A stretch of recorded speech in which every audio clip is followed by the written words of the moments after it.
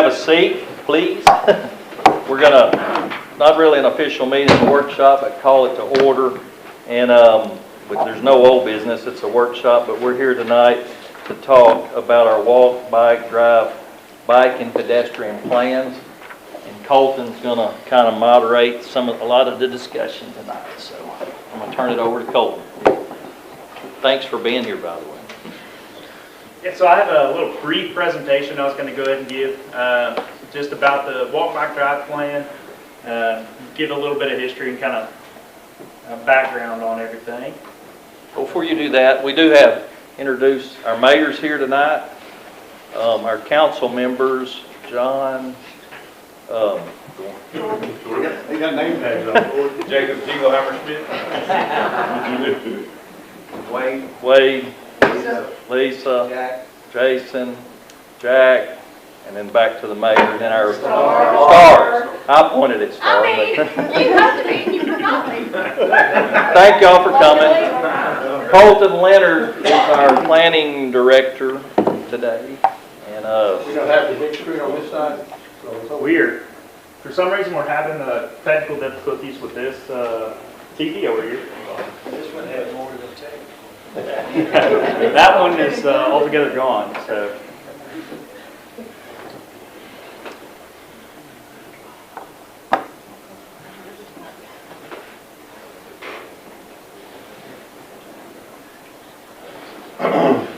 All right, so the Walk, Bike, Drive Master Transportation Plan was passed in 2017, and some of those purpose and goals for it being established. Let's see if I can actually read this real quick. My notes. Was to establish and maintain a multimodal transportation network for the planning area, ensure transportation facilities accommodate all potential users, allow equitable methods of financing transportation facilities, and ensuring an adequate transportation system for future generations. There's actually a total, I think, of 13 to 15 goals that were listed in there, but those are just a few of them. So at the time this plan was drafted in 2017, the pedestrian bicycle facilities in Bryant was pretty limited. We only had 2.7 miles of trails and 1.8 miles of bike lanes. But now, this was numbers based off our latest parks master plan. We have a little over 7.4 miles of trails, 3 miles of bike lanes, and then we have an additional 8.2 miles of trails that are under design and engineering. So that's pretty cool. We're working towards more and more trails here in Bryant. So there is a push for increased bike and pedestrian facilities. Through the surveys and studies that were performed in the Master Parks Plan, we saw that the residents of Bryant are still very interested in increasing trails and also increasing connectivity between neighborhoods, different parks, and schools and other major features in our community.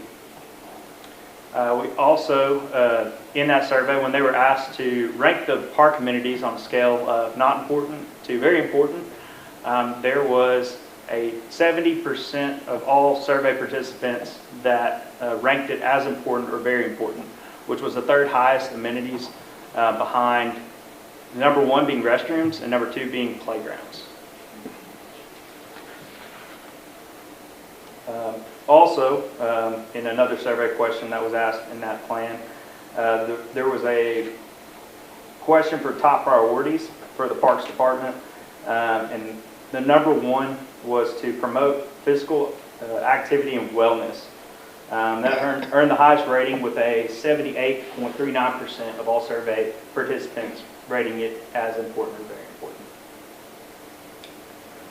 important. So with the Walk, Bike, Drive plan, there was a list of policies that were adopted as part of the plan. A few of those include that bike and pedestrian users will be, my notes say the wrong thing. That bike and pedestrian facilities will be constructed as part of all new development and transportation facilities according to the provisions of this plan. And as part of developing the bike and pedestrian transportation system, the city will take into account mobility and safety needs of a variety of uses, including children, seniors, active adults, and the physically challenged. Proposed subdivisions, large-scale development, site plans, or concept plans must comply with this plan. However, the Planning Commission may consider on a case-by-case basis innovative designs that promote desirable developments without sacrificing the overall goals of the walk-by drive plan.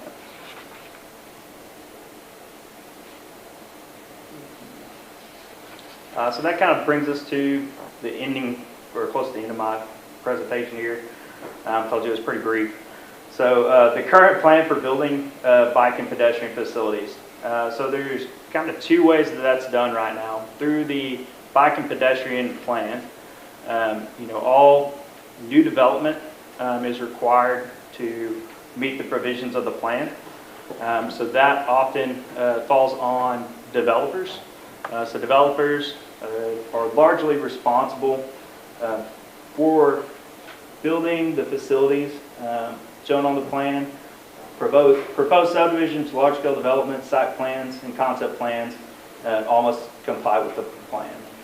The second way is construction by the city, and those are done. That is done through largely through grants, funding that we get through Metro Plan and RDOT.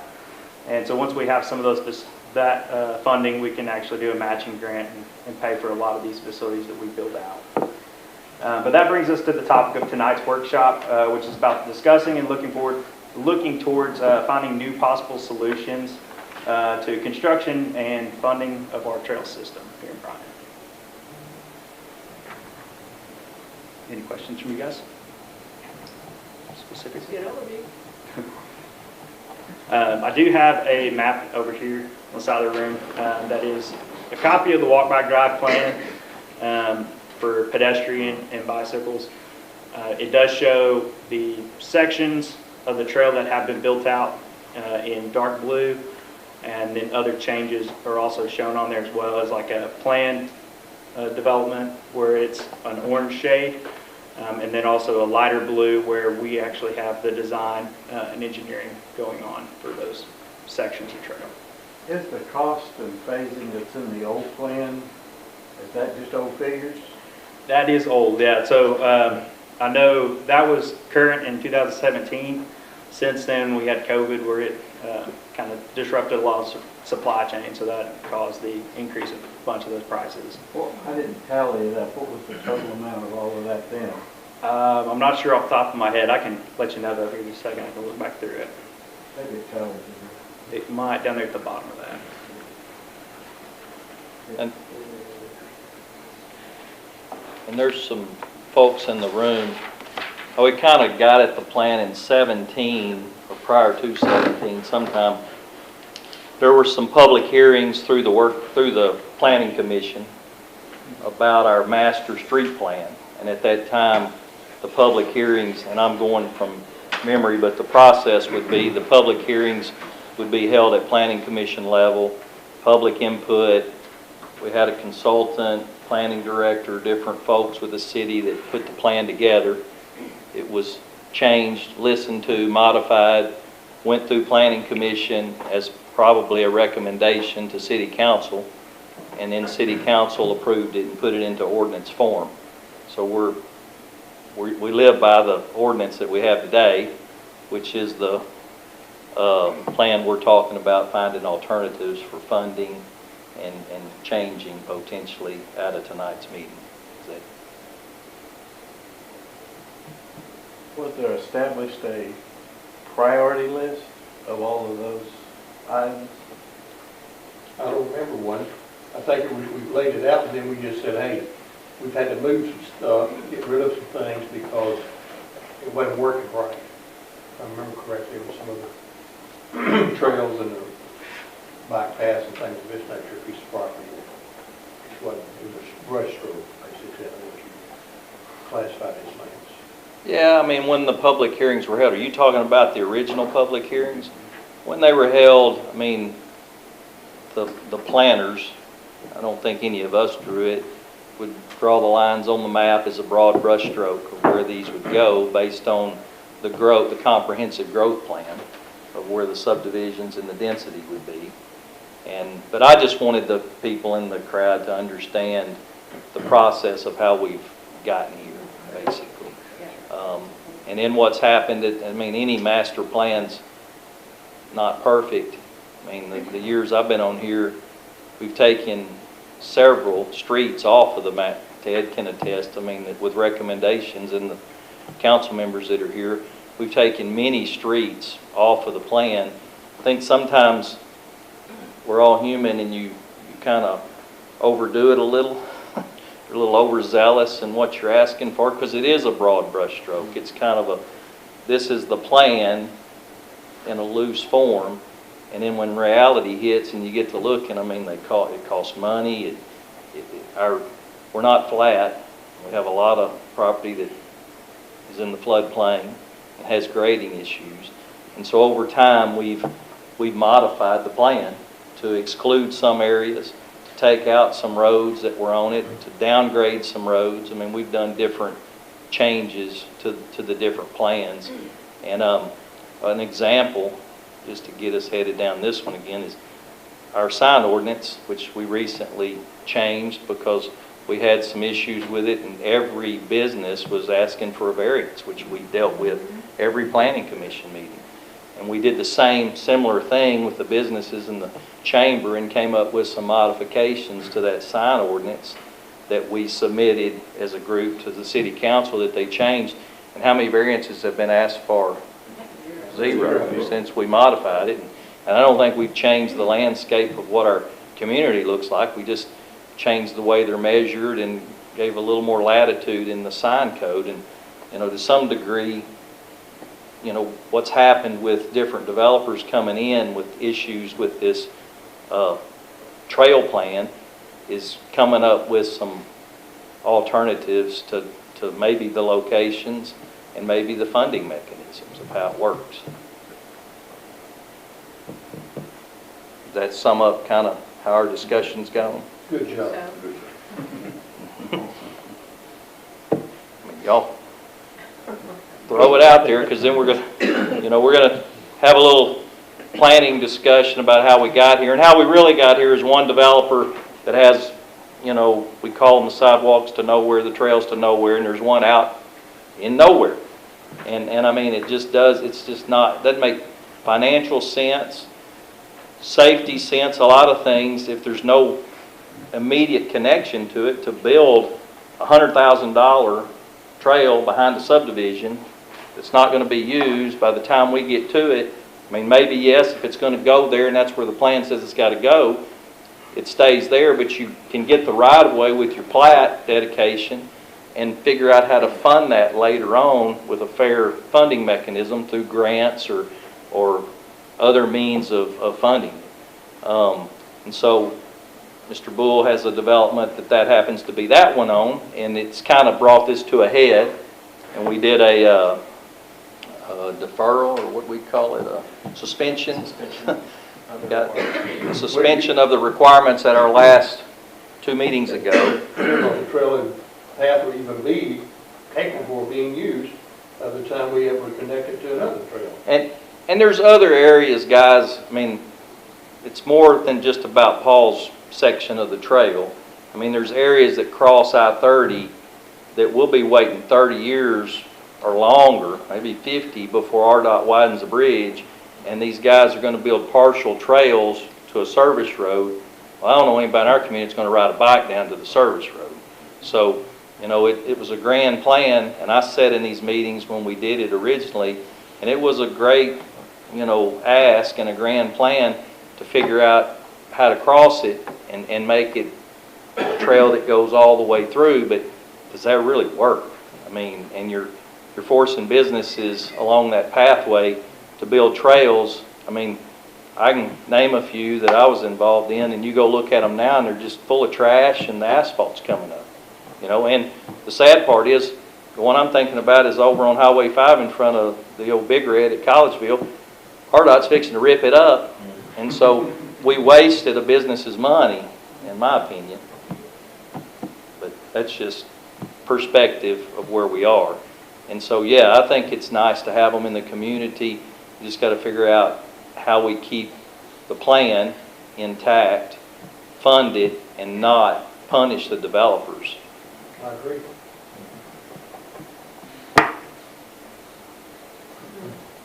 Because it should not the people who live in that subdivision that's using that property, the trail and the sidewalks and everything else.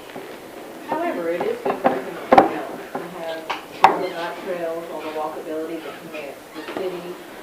Um, I don't think the burden is strictly on just the property owners. I think it has a broader vision. Yeah. I mean, originally, when it was originally talked about 2 or 3 mayors ago, and I don't remember who started it all or when it started or what council, but it was talked about the city going to work and acquiring a lot of the right-of-way to create the connectivity. And the reason I know that was talked about is I was talked to about going and getting the right-of-way from these private property owners to put it together. It never, I mean, nothing's ever happened as far as going and getting that right-of-way. So how can you look at a developer and go, we want you to build your piece, and we're over here doing nothing. We're just waiting the 100 years it's going to take to get this thing built out. And it just, I mean, it's nobody's fault. It's just, the plan looked great. Everybody cheered and approved it. And then it, you know, a few developers have built their pieces, and it just didn't, it's not coming together. And I mean, there's areas that's never going to develop that we're either going to have to go in if we keep the plan and negotiate right-of-way, you know, to buy it, or do the bad word, condemn it, which none of us really, I mean, we've never been a city to just go in and grab land from private property owners. And I've been in a lot of helping the city acquire a lot of the right-of-way and easements, and we've just never had that posture to go say, hey, you're going to give us this, whether you want to or not, and put a trail right through their 20 acres or 10 acres. And so, you know, I think personally, and I'm not trying to do all the talking, but we got to modify the plan and we got to come up with some alternatives to funding. You know, I think, and I'm not trying to put words, I'm going to let them talk, a lot of them, you know, they buy this property, and Paul kind of fell under the radar because it happened the same month he purchased his, the ordinance was passed. So there's no way he would have known. But a lot of them know the roadmap and know where these master plans put this stuff, and probably okay as long as there's enough space to allow them to be there and dedicating the right-of-way, but it's funding it, and just the fact that you're spending the money and it's sitting there doing nothing except attracting people that you don't want, undesirables, you know, and I mean people that are doing things they shouldn't be doing, you know. Might be my kids. I don't have it. Well, I don't know how you make it equitable with what I'm about to ask, but I'm not sure there's a way of making it equitable. It would seem as though once we try to figure out some sources of payment or income to do these kind of things, there would have to be some priority of extending what's already there in certain places behind to connect, so it's already connecting to certain places. You understand what I'm saying? Yeah. As opposed to out in the woods someplace, and but how do you make that equitable? So require the city and/or developers or whatever sources to start there, and the funding be projected for phase 1, phase 2, phase 3, phase 4. Because as I added that up, that's not just a few $1 million. It's a lot of money. Well, and I think you could have tiers or areas of more importance, you know, that where you distinguish, you know, this is more prioritized in this area, and maybe the priority comes with there's already 3 developments that have the trail through it, and there's 2 that don't. Right. You know, right. But you still. But equity. How do you force things? You know. And there's the old, and I'm not an attorney, old dropout, but you get into the fact that, you know, what I was always told, I mean, widening roads and everything, if you're creating the problem, it makes sense.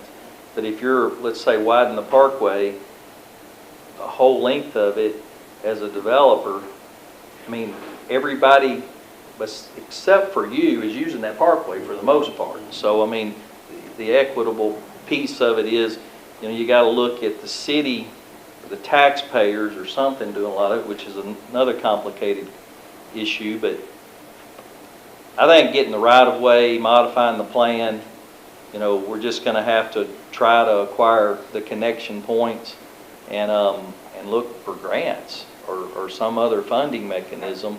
I mean, some ideas I had were, and I mean, I hate to say this in the development world, but, we have impact fees on water and sewer. We were gonna have a moratorium back, I don't remember who was on our council back then, but some of them remember 30 years ago. I think you may remember some of the discussion on water and sewer, mainly sewer, and we had the sewer and water impact fees, and we had public hearings with the developers, and, that was a fix to a problem we had back then, to where, I mean, when you buy a meter, you pay for the impact fee, and everybody understands it, and that money's used to go towards the upgrading of our sewer plant, our water plant. I mean, this goes back 30 or 40 years. It was before the Owen Creek line was built. And then we've done some of the fair share stuff, which the Owen Creek was built on a fair share, to where the city paid for it, put it in up front, and then collected back a percentage of different slices from developers that tied into it. I don't know if all that works with the trail network, but those are some things that we've done in the past. That doesn't mean we still have issues with stormwater drainage and traffic and connectivity in other locations. I think a lot of this started with the notion of, what was it, Southwest Trail, or, I mean, big plans for that. And I haven't seen an update on that in a long time to know. Some of it started there, and a trip to Bentonville and looked at what was happening. What happened? Thing about it is with the Southwest Trail, it's not even gonna come through Bryan, it's going through Boxside, isn't it? On the railroad tracks. Yeah, so we'd have to build a connection within that. Which we actually are, we have a grant out right now for the design and funding of that connection from the end of Bryant Parkway all the way down to it. So once that is built out, it'll be straight off that Southwest Trail right onto the Bryant Parkway Trail. That's good. And the last comparison that, I mean, when he said the Bryant Parkway, we had this problem several years ago with connectivity.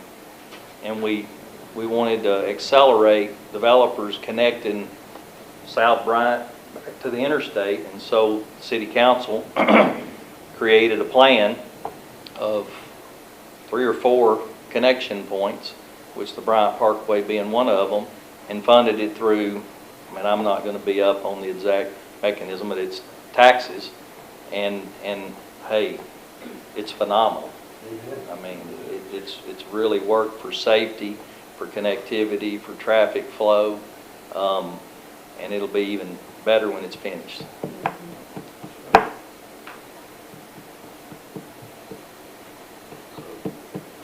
To echo what Lance said, I went back, Paul and I had a conversation about trying to figure out some funding mechanisms and what this really looks like. And from the best I can gather, like almost all municipalities do an impact fee.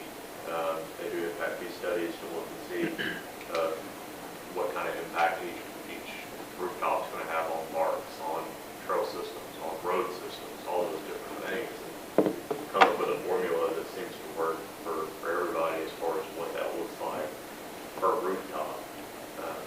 That's, I'm not saying what a number is. I didn't get that deep into it. I wouldn't begin to know what that looks like, but I'd be interested to hear from some of the developers kind of what your thoughts are. If it was approached as rather than, asking you to put in a trail system that may be in the middle of nowhere, doing an impact fee per rooftop that maybe goes into a fund that goes towards a lot of those things. Most municipalities, they dictate like those funds can only be used on these groups of things. And it kind of gets impact or some input from you guys as to what y'all think that looks like on y'all's side of things. If we can figure out a number that maybe would work, or maybe we get a right of way put in there, but then we can use those funds and then to go a little bit more targeted with the trails, right? In some of the areas that we think that, hey, we can make a connection here,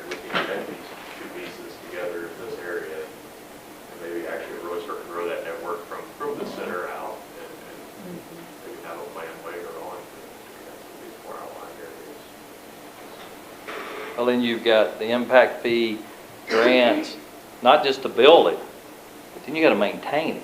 Right. I mean, once you get it built, which I know we have so many miles now, and I'm sure there's a budget and someone knows how much we're spending to maintain it. Right. But I mean, it's expensive. But I think we passed the ordinance, and it's kind of like, okay, passed it and it'll all happen. Well, it's on the backs of the developers, and it's just, it's a burden. There's been a lot of land that's been passed on because developers, it was cost prohibitive to buy it, not just for the trails, but some of our major arterials that we gotta look at our master street plan too and do some updating. I mean, things change over a 20-year period, and, you know, I forget how long it's been since we did that one. The Walkman Drive plan was the street plan and the pedestrian plan. That was 2017. 17, so Yeah, 7 16, years. 17 years done. So that's what this looked a lot at was, Yeah. you know, kind of does, you know, the fact that part of the trail runs, right, that's what does he take on an extra burden for that piece of property than maybe somebody that doesn't have the trail to touch their property at all versus, you know, somebody that has an extensive, you know, street improvement versus doesn't have, and, you know, what burden should one developer pay versus another for similar pieces, or similar subdivision. It's kind of interesting when we talk about that stuff, when I start talking about that. Essentially, by doing a impact fee, it makes it to where everybody pays the same, essentially, across the development. That, and then The city does a lot of improvement. And then when we passed it, you know, and I'm going from memory, I don't remember who was in the room then, but, you know, it sounded great and cool, and I don't know who came up with the idea, if it wasn't me. You know, in these areas where you have this land that no one's gonna use as floodplain, instead of going along the roadside, just swag down here and move around. Well, that sounds great. And in theory, it should work, because no one's gonna use that. It's floodplain, or it's low-lying land. But the problem is the cost is put on the developer, and then, you know, you're off the beaten path, which is cool. You know, we live in a fairly safe community, so you think it would be the best location. I think we have to look at some of the alternate locations of where we've drawn these lines and make some changes to them, because some of it sounded good and looked great, but there wasn't a whole lot of, and I'm just going from memory of being involved in the planning side of it. I don't know that there was a lot of budgeting on what's going to be the difference in cost from being up down the road, or off the road, but alongside the road, versus swinging down and going through a ditch. You know, and you have bridges and low water crossings and culverts and asphalt laid in a marsh and things like that. It just, you got to put a base, and you can't put a 2-inch base, you got to put 2 foot of base, you know, whatever. You gotta maintain that. And maintain it. I was talking about 2 foot deep. I do know in the original plan, they did have a cost estimate for both of those. So an on-road trail, this was 2017. But adjacent to the roadway was $100 a linear foot, and then separate from roadway was $60 a linear foot. So there is a little bit of Now, how wide is that? cost savings How there. wide? That's a 12-foot trail. But it actually costs more to go off roadway, you know that, don't you? It's a little higher than that. I mean, Water. but, You don't get Mills Park when you do the walk around Mills Park. It's, asphalt's coming up and it's, you know, tree roots and everything else. So now you got, you know, you got to share with everyone somehow. so in listening to the developers, and all I'm trying to do is keep us focused on, you know, what we're doing here and what I think we were asking the public workshop to be about, is, I mean, it's a burden on the developers, so we're looking at trying to modify the plan to some of the locations where these are going, which I think it needs to be looked at. I mean, it's a brush stroke drawing where you've drawn all these lines on a map. Some of them aren't going to be feasible. And so I think we need to modify our map a little bit, personally, as a planning commissioner. We need to modify, you know, do you get the right-of-way, you know, amend it, change it, whatever. Do you get the right-of-way on all of them once you modify your map? Do you allow the impact fees and the grants to pay for it, get the right of way and pay for them as you can, in segments? Take away the burden on the developer having to actually pay for it, except there could be circumstances where it is alongside the road, and it makes sense to put it in a developer, if it's an amenity and it needs to be there, which you get that leg of it done. But how do you do that fairly? You make this developer do it because it's on his road. You don't make the next developer do it. So a lot of thought in that, but modifying the plan, coming up with some ways of funding it other than strictly the developer funding it. And I think the city getting engaged in gaining some of these connection points. And, some of that involves some budgeting to acquire some right-of-ways or some easements to get across some people's properties. But I think that's kind of our asks of what we, want to change. Wanted the city council to hear it. We're going to open it up probably in the next 30 seconds to these developers and let them get on us. But the big ones that I have problems with are the ones that are back here in Nowhere's land that we're building, and the ones that just dead end into the interstate. I mean, with no plan. I mean, I'd hate to be riding a bike down one of them and try to turn around at 5 o'clock traffic. Because if you don't have a big cul-de-sac, you're not going to get a bike turned around. But anyhow, you ready to, any other comments? Council or commission? Any comments? Council? Suggestions? Thanks, John, for comments. What percentage of the trails are orphaned and not connected? Honestly, there's not too many of them. Right now, I think there's maybe 4 or 5 developments or projects that have been done that have trails attached to them that don't have any connections at all. So How count far are they commercial from it? developments? Yes, which I know I'm 2 or trying to 3 think of. commercial ones. That's not counting the Circle K Big Red one, since Highway 5 is going to go through there now, be rebuilt. But I know North Lake Road, there's a couple, the fire station and the Gore Ridge subdivision. Then you going down Spring Hill, I know there's at least one subdivision there that has done that road improvement. You go a little bit further, well, I guess right up here, the bridge across the railroad tracks here in the heart of Bryant, that is actually a trail, section of trail there that has been completed. It's got sidewalks to it, I know that, but it doesn't have any additional trail or bike lanes or anything like that right now, this time. Appreciate that. So if we change the funding mechanism for the bike trails and everything, are we also going to need to look at Half Street improvement funding mechanisms? I would say that probably would be good to look at it all at once. Because if we go down that path of just doing the trails by themselves, and it turns out to be a really great idea, and we don't go ahead and incorporate the streets into it at that time, as we're going that way, I feel like it's going to cost more work on our end. Yeah, we've got a lot of disconnected Half Street improvements as well. Yeah. I think at least the purpose of the walk, bike, drive plan was to have the street plan and the pedestrian bike plan merged together to create an overall better plan, whereas a lot of places have those as kind of separate entities. I know I reached out to Benton today, and they said I need to contact Parks for their trail plan, and I need to contact Streets for their street plan. So. And correct me if I'm wrong, it seems like part of the problem is planning.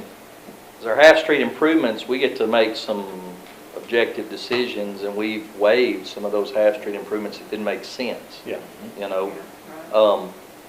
With the trails and the sidewalks, we don't have any, it's by ordinance, we can't waive a lot of that. Yes, that's only the council can do that. Yeah, so we wind up pushing it to council.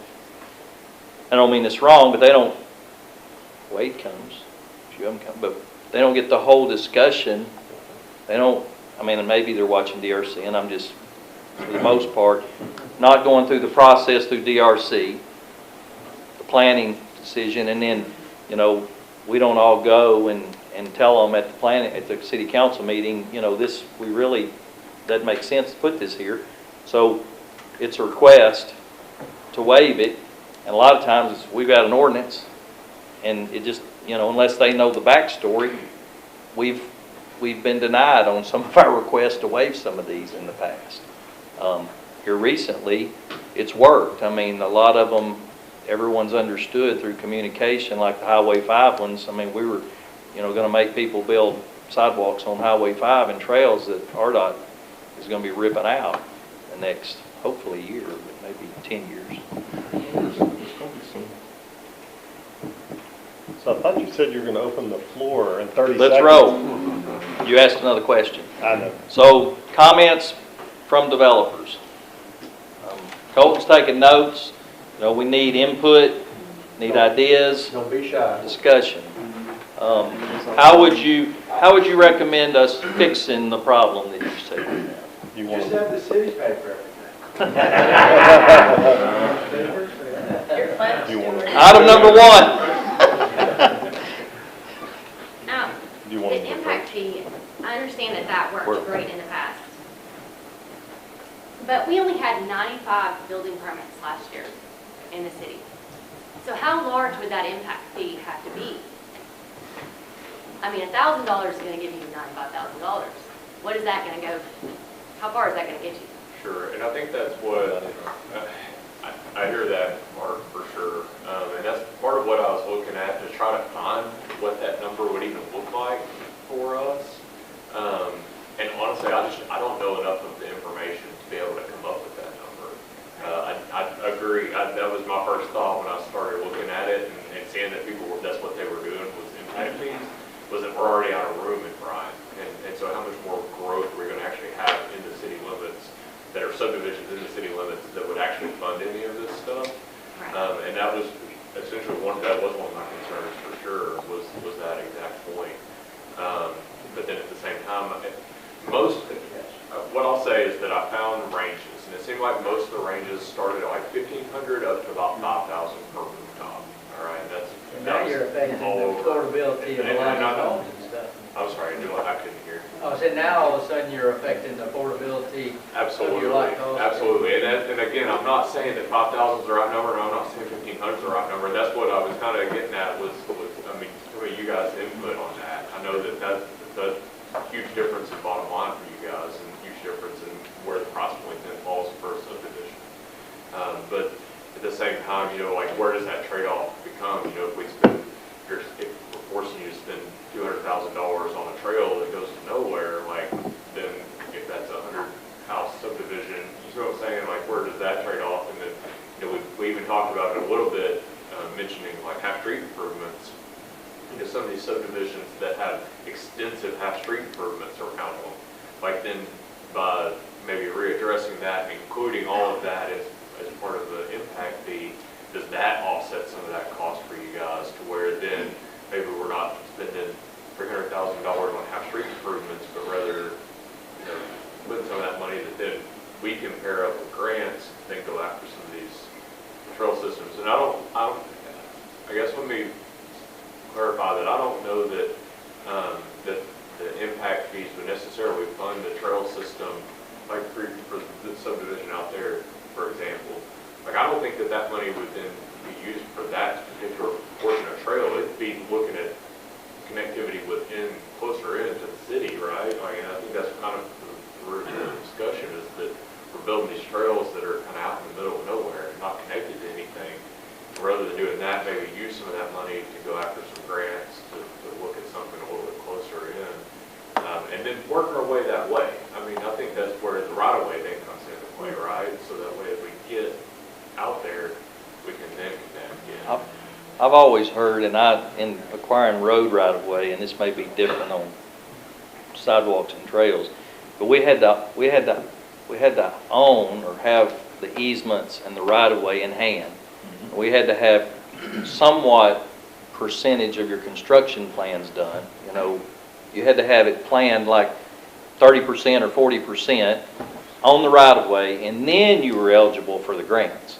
So, I mean, the way we're doing it, we don't even own the right-of-way that the developers have until they dedicate their subdivision and it's already been built. And so it's kind of, in my mind, it's kind of hard to get, unless something's different, get the grant money if you don't have it, because they don't give, I don't do grants, but it's my understanding through helping acquire right-of-way for roads, they don't just give us the money and go, hey, go get the right-of-way and build it. I mean, because a lot of times it doesn't happen, but you got to kind of get it built ready, as far as the planning goes, to get the grant money. Is that correct, Mr. Speed? Yes, sir. That's correct. I didn't say it right, but you know what I'm talking about. I'd like to know how many builders build in the county because of not wanting to build in the city due to the trail and sidewalk situation.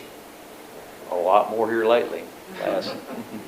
I think you got several things, because you're paying county tax and not the 10%, so automatically, what's your construction cost is $300,000, what's 3% of that? Then you throw in your different building permits, that's a little higher than other places, now you're gonna throw in another impact.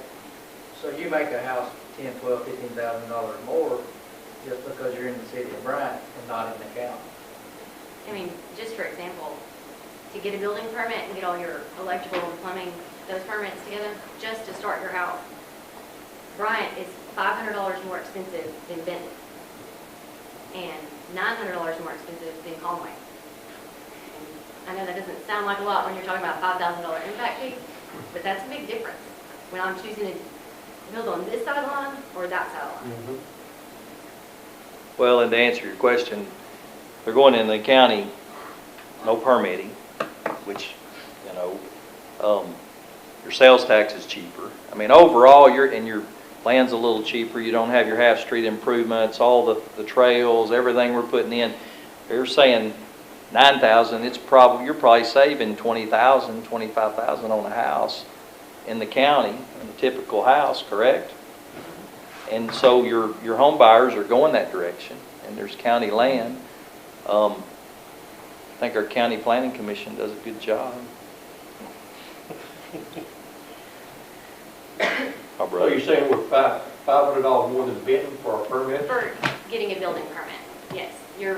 When you go down to get your building permit, I'm including your building permit, your plumbing, your mechanical, and your electrical.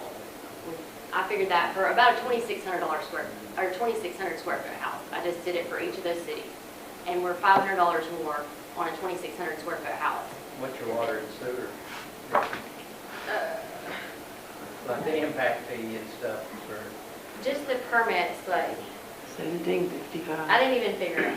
$17.55, Tracy said. Yeah, we're $17.55 For the impact fee. That's per water meter. Yeah. But I just figured, I didn't even figure like the Water. impact fees. I just kept it as just your permitting, just your electrician pulling his permit, which we end up getting charged for, your HVAC guy, your plumber, and then us pulling our building permit and getting our plan review.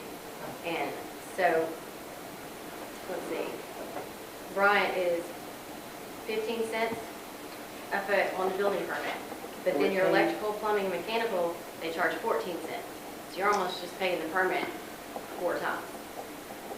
And then, let's see, Benton is 10 cents a foot.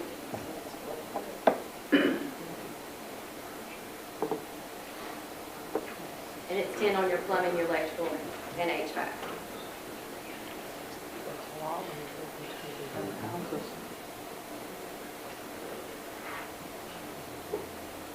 What was your total on that? Do you have a total dollar? Yeah, well, I also figured in, like, getting your temp to perm and your temp inspections, like your total inspections on that. For Benton, it was $1,120, and for Bryant, it was just over $1,600, Plus the $17.55. plus the 17.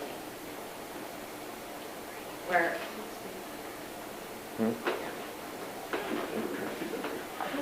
I'm not following the people, sorry. We're not blame the builder for building out in the county. Well, we have to be competitive. Y'all know I'm an old baby food salesman from way back, but I know if you got a quarter jar on Gerber baby food, you can live with 24 cents on Heinz or Beech Nut. You can't live with 5 for a buck. All right, it'll kill you. When we build in Bryant, I think we have added value. I think versus the county, we do have curb and gutter streets, and we do have city sewer. We have amenities that add to the product. But I can't be a nickel off. I can be a penny off.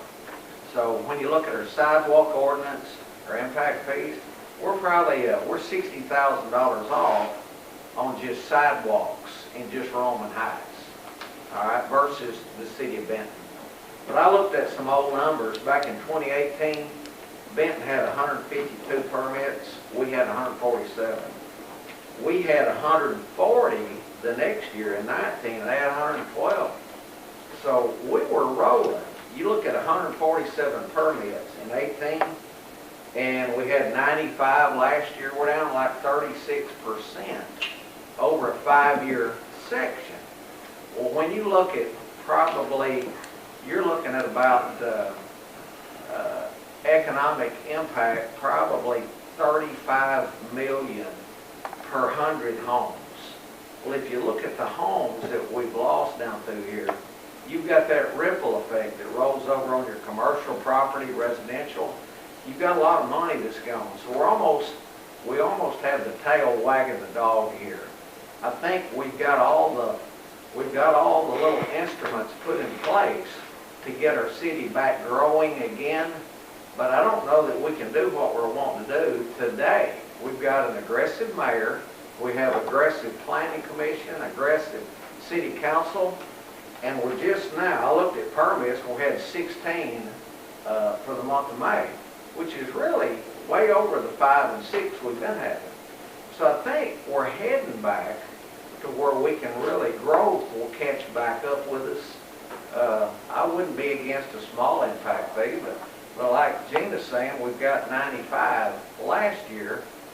If we divide 5 months back by 5 times 12, we'll do 122 this year.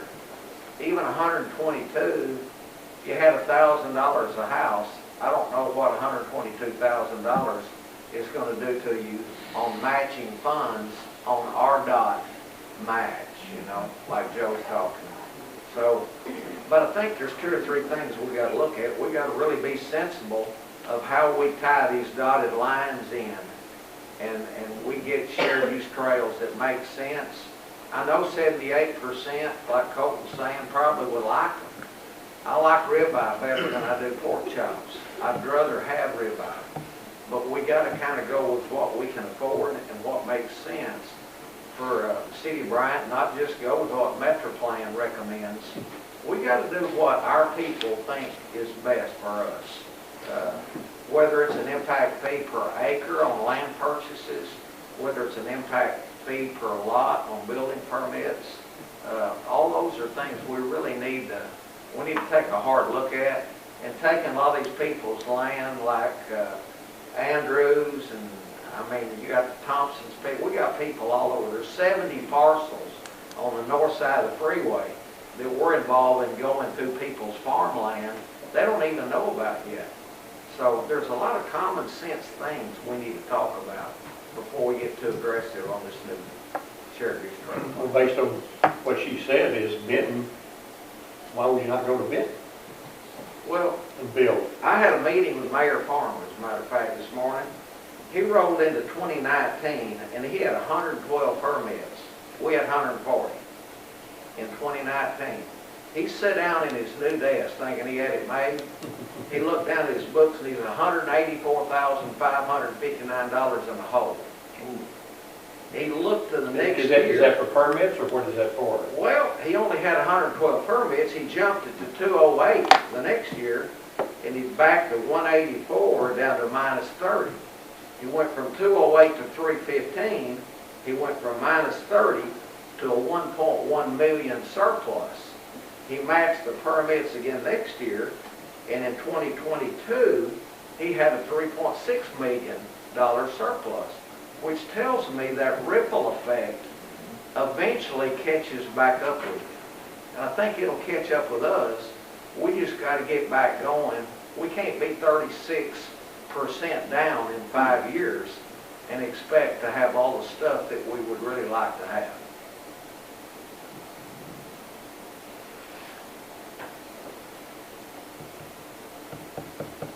Wayne?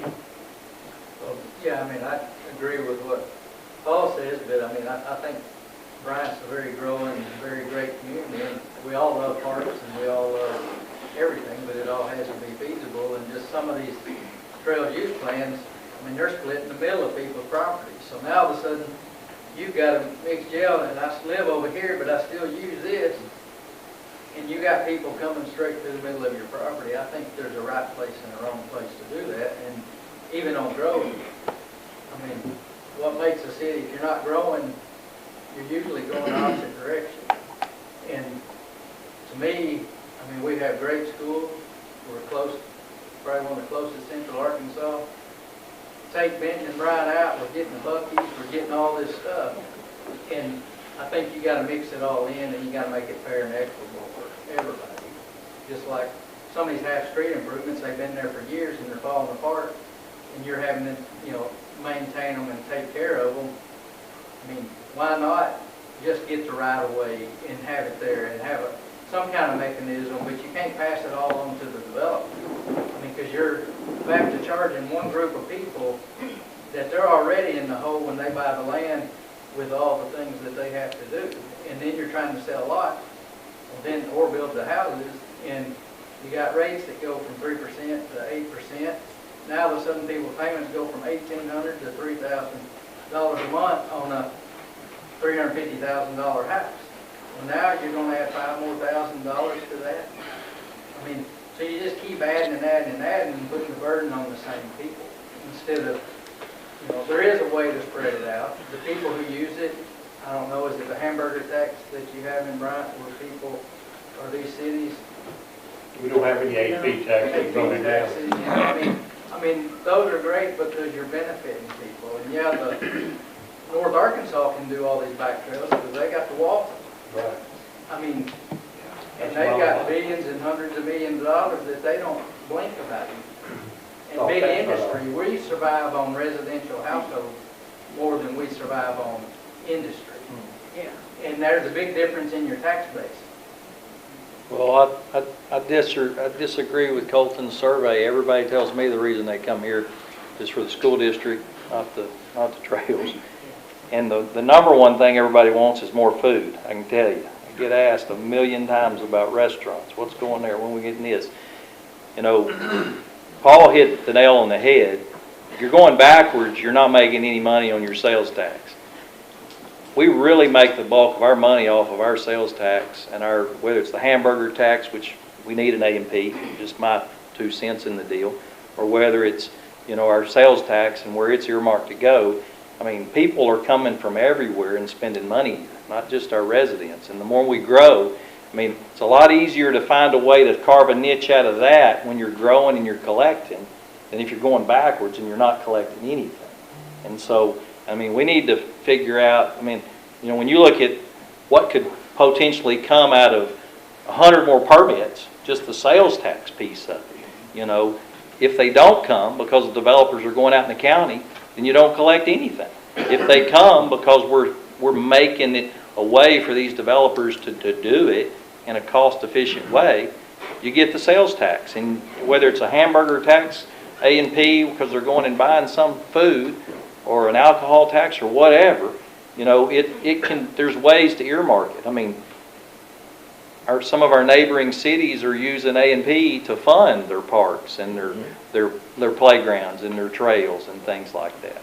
And, you know, there's other opportunities for funding other than just that. We got to think outside the box, include the city council, include the residents of the city, and not just say, hey, we're going to put, because I agree, you know, I don't think you can exceed your sewer and water impact fee on a trail fee, impact fee. And I just think it's a drop in the bucket of what the cost is going to be. Yeah.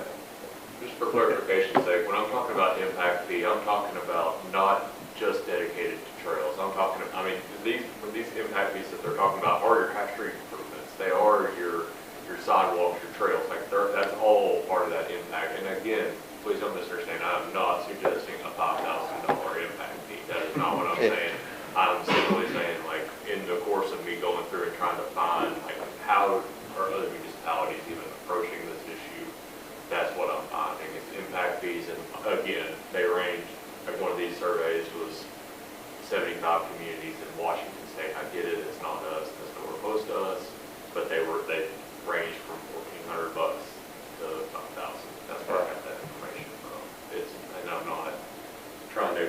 that to us. I'm just saying, that looked like the way that most of them handled it, and it seemed like that made it. A lot more population though, probably in some of those cities. For sure. Little growth. Another problem we hadn't even touched on, I don't even want to bring it up, but stormwater. I mean, not to the fault of any of the developers in this room, but the more density we create, the more ground we put, they're doing everything right inside their subdivisions because of our ordinances that we passed several years ago. But we're in need of regional stormwater areas where all the stormwater that leaves the small subdivisions has a location to get on down. And there's got to be funding for that. And we've been talking about that for how many years? So, I don't feel like I can speak right here because I'm not in any official capacity as of yet. But yeah, we are engaged in plans on doing a citywide drainage study where we're trying to look at regional detention and things on how to fund that. But that's going to become as another part of the study that says, well, that's great that you're going to do these things, but how do you fund it? But I think that gets back to the mixed trails use and the bike trails. I mean, it's all great, and we all love parks, and we all love, and we all want them, and that's what helps, a community grow. I mean, there's no doubt that anybody's there's nobody, I think, anti this. It's just the funding mechanism and where you're placing them, to me, is the most, and I think Lance said it several times, and all y'all have.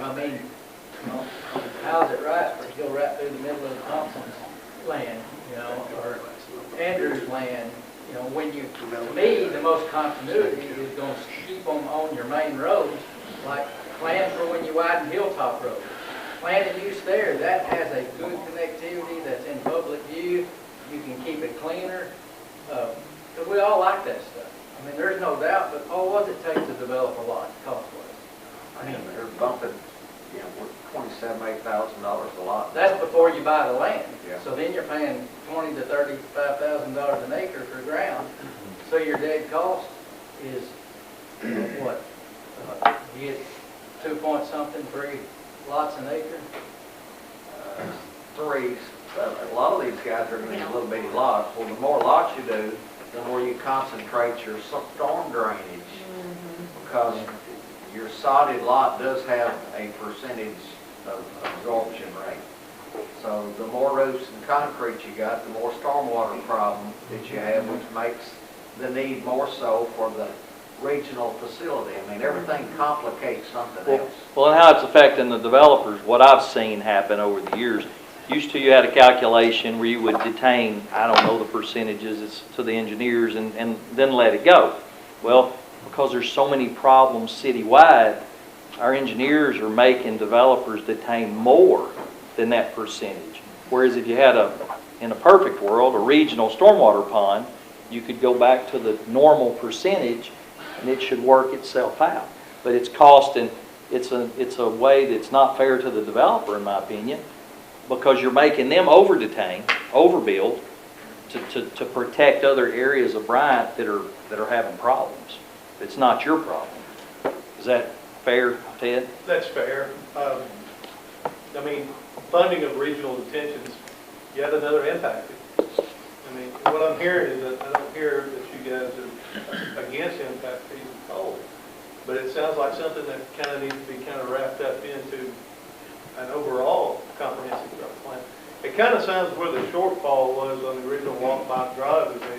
They said that some of it was developer funded without any really clear intentions on how that was.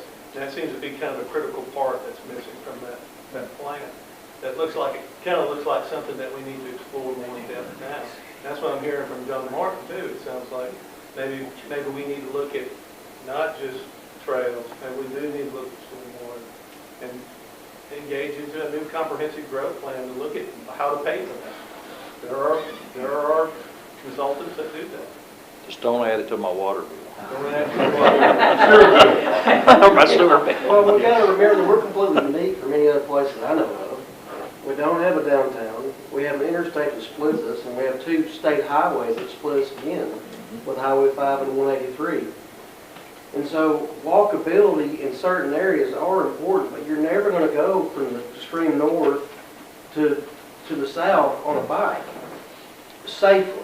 I sit in my office, and, First off, I want to see a show of hands, how many people ride a bike? I agree, like, on Regularly. but On I ride 100 miles a week. How many miles a week? 100. When you go on the parkway, just go on the parkway and watch. I how rode many from people White actually Rock to walk. Hot Springs. Yeah, that many. Last Saturday, I never got on a bike path one time. So are we under the impression that bike paths are going to encourage growth? Because right now, we don't have bike paths, we have growth. And right now, Little Rock's got bike paths and they don't have growth. So we think that bike paths are going to make people move here. People are moving here for schools. People are moving here because there's no crime. People are moving here because it's a good place to live. And they're leaving Little Rock, which has bike paths. And we, in that 100 miles a week, very rarely do I ride the river trail. Last Tuesday, 32 of us went down Canfield from Rodney Parham to Kavanaugh at 5:30 in the morning. There's no bike trail there. Now, at 5:30 is not a lot of traffic either, but every point we feel like we're unsafe. And so, is it nice to ride the river trail without the traffic? Yeah, it is. But it's not necessary. I mean, we've ridden Asher, Roosevelt, you're down there in the hood. And you can ride a bike down there just fine. And the bike paths that they have put in, the ones they have in Chenal, the one that runs along Raleigh, you can't ride a bike on it. The one that runs down Pinnacle Valley all the way to Maumelle Park, you can't ride a bike on it. They're all buckled, they're all broken. So we ride the road. People go around us. I mean, it's not the bike path that's going to make people come here. People are coming here because they want to be in this community. If there's bike paths at a later point, when we have the tax revenue to support it, then I think they're a great idea. But the whole idea that the developer should go do this is ludicrous. The city wants bike paths, the city can go build bike paths out of their revenue. I mean, and the answer is the city doesn't have the funding. Well, what in the world makes the city think that the developer has the funding? That's not a line item in my budget when we're going through a development program. To go in there and say, well, let me go pay for all this stuff that doesn't make me any money. That doesn't do us any good. So where is it coming from? Why do we need the bike path? What's driving all of this? And there's, surveys like Colton's talking about. I'd like to know the number of people that were surveyed. Yes. 78% of 4 isn't going to be a whole lot. So how many people were surveyed on that? Well, I think it's like when we build a house, the first thing I ask is, what do you want and what do you need? Like, what do you have to have? Well, I think if you survey those people, well, they have to have a roof over their head and they have to have sewer. They got to be able to flush their toilet. They'd like a bike path, but do they have to have it? And I don't think we have the population right now to support this plan. I think it's a great idea. It looks great. It looks great when I look at these other cities and they have them, but their populations are at least double what we are. So I think, Well, keep in mind that Walmart made everybody move up there, and then there was nothing for them to do, and they were like, what's the cheapest way to keep everybody happy? Let's bulldoze some trails to the woods, and that's literally what happened.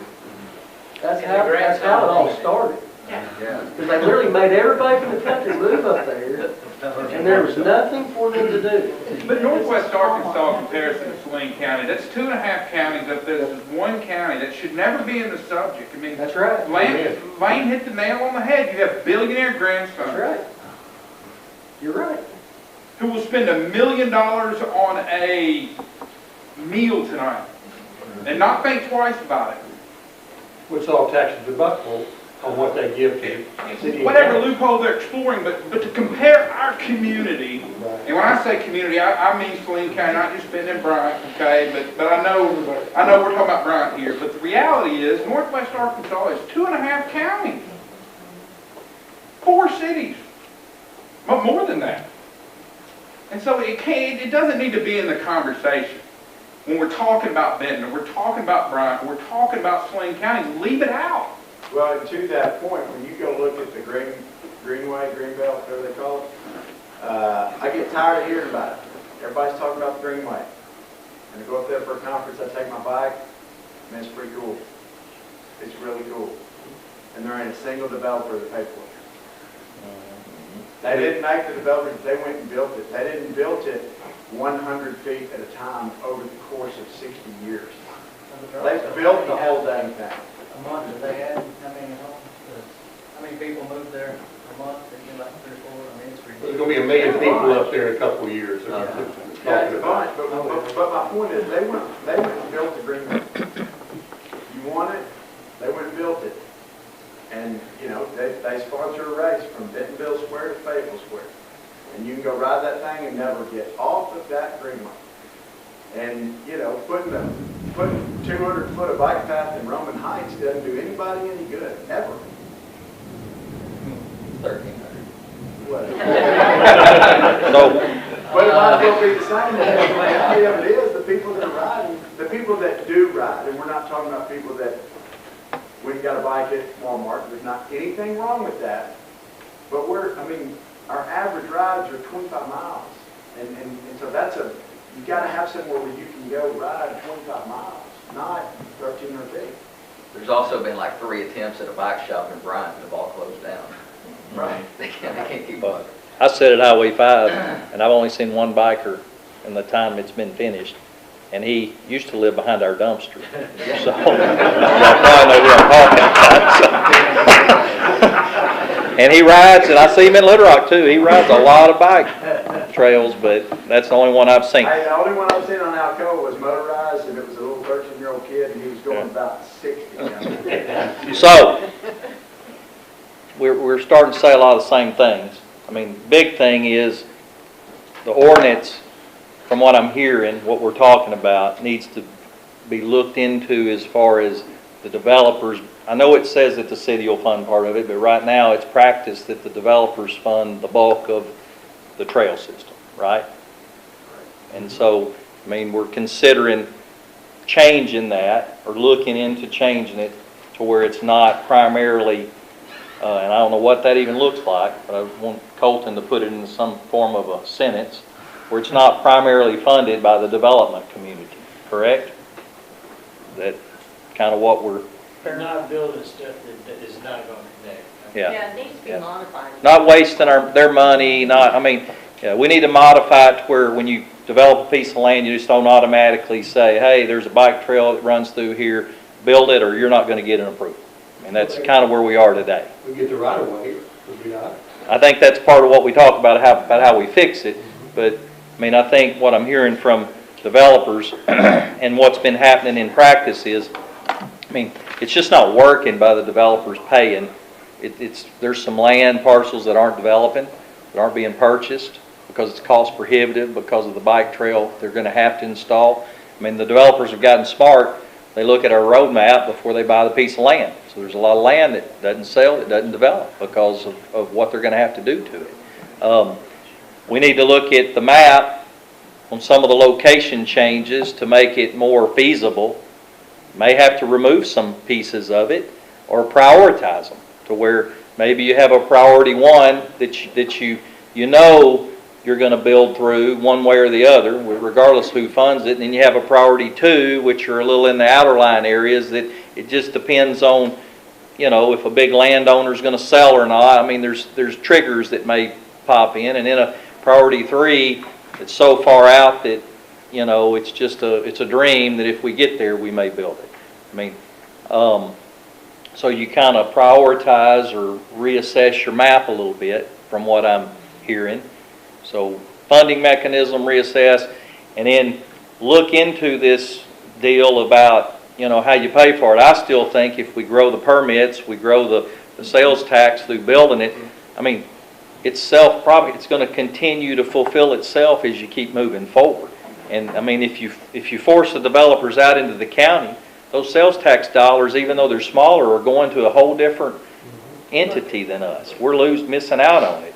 And so, you know, if we help them develop and build, it comes right back to us, and there's got to be a way. One, my ask as a planning commission chair would be, let's figure out how to get an A&P in business. I mean, you know, and use some of those funds for our parks and our trails and our things that the people come here for and other people spend money on. And then, I don't know what it looks like, But if we can challenge the developers to grow the city like we've grown in the past, you know, if those tax dollars are coming in on the construction of their houses, I know we need them for fire and police and streets and other things, but is there a way, if they're helping us build it, to pull it out and build the trail network that we need, that we're talking about, instead of the impact fees or the developers just paying for all of it, along with the grant money that we can apply for. And I also think the other action point, I think there's 4 things, Colton, I'm trying to keep up with them mentally, is, you know, the city, I think we have to step up and look at these areas that are in priority 1, you know, prioritized area 1, and get the connection points. And if it's a John Smith, there's not John Smith in here, is there? If there's a John Smith, he's just adamant about it going through his land, and he's not, you know, his family's not. Let's look at rearranging it around him. These are broad brush strokes. I mean, it doesn't have to be from here to here. It can be from here to there. I mean, it's a trail. It makes it longer, so that's beneficial. Yeah, exactly. We did the same thing. We did the same thing on the Parkway, and I was in the meeting that did it. They were adamant it was going where Hilldale Road is. And you know what? If you go from the overpass to Hilldale Road, there's a ditch bigger than this building that they were going to have to build through, which was going to cost, we were going to have to build through, millions of dollars. I said, why can't we just swag it around and go where it is now? Well, because it's not straight. Well, who cares? You know? And actually it worked, and we got Spinoff to give us the property. So we saved $400,000 in property doing it. So there's outside the box thinking that we can look into these things instead of saying it's on a piece of paper. He's got to build it right there. You know, it can be more dynamic than cut and dry. We'll be pro-business, but we have to be flexible. Lance, let me just say, that's exactly what this meeting is the beginning of, and where we're going from here is these conversations to come up with plans that make sense for everybody in here. I think some of the issues have been, we haven't been having these conversations, and so things don't make sense when we're not talking and working together. So I really appreciate everybody coming together for this. I know that when we kind of internally have conversations, the things that we're going to need your help with long term are much bigger than the trail system. And obviously it's very important to me as a former parks director, right, is this trail system and the connectivity and what it does for us as a city. But we got sewer capacity problems. We got drainage. We got big issues that we're going to face as we continue to grow. And I think you're right. Is this the energy of us working together? The growth's just going to pick back up. And in my mind, that'll be some of the bigger questions, challenges that we have to face. That we're going to need a lot of smart people working together to figure out. So I'm not as concerned. I know we'll figure this out. Nobody's wanting to build a trail out in the middle of nowhere in somebody's private property. That when we probably really need some focus on some funding to fix some trails at Mills Park that people actually use. So that's the conversation we have internally that we want to see done. So I guess my biggest ask as mayor is let's just keep working together. I know we've got the right people in place to make it happen, but we're going to need your help on some pretty big stuff coming. We got master water, wastewater plans. We got master drainage plans. We'll be done this year. They're going to cost a lot of money, but if we don't deal with those, especially the wastewater, I have to tell you guys that when the toilets quit flushing, we're in big trouble as far as growth. So our economic development will be completely tied to what we do there. And so, again, that's just my request is that we need your help in answering these questions and coming up with good solutions. As you develop and you're telling us, hey, what you're doing here doesn't make sense. Also help us in communicating with our residents. When we ask them, and we're going to have to ask them at some point to invest at the ballot box and to invest in maybe some, you know, some money for wastewater.